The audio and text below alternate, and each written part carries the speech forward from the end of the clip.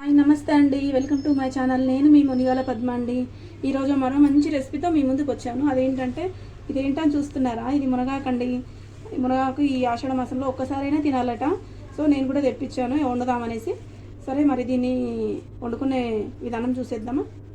So కందిపప్పు 1.5 కందిపప్పు వేద్దాం. అది కడుక్కుందాం.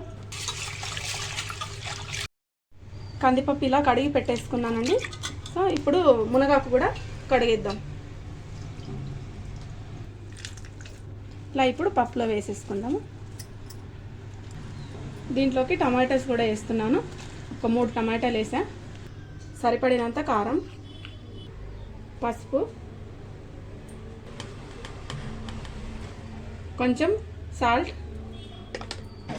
ఒక్కసారి కలిపేద్దాము. ఇప్పుడు ఒక 3 విజిల్లు వచ్చేంత వరకు స్టవ్ మీద పెట్టేసుకుందాము.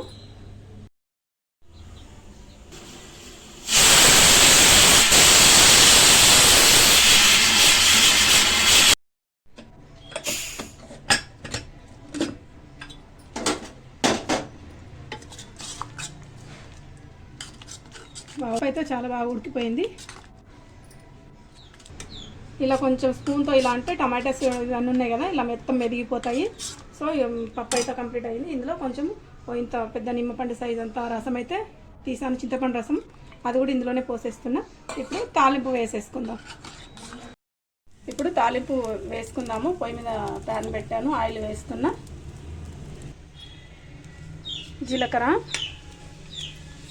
ఆవాలు, వెల్లుల్లి,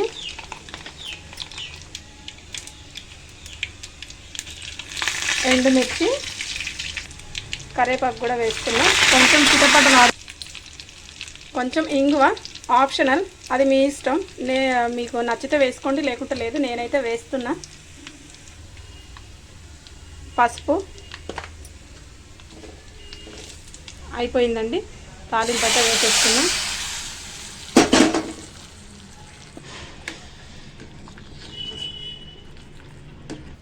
ఓకే అండి, మన మునగాకు పప్పు అయితే రెడీ అయిపోయింది. ఎలా ఉందో టేస్ట్ అయితే చూద్దాం ఒకసారి.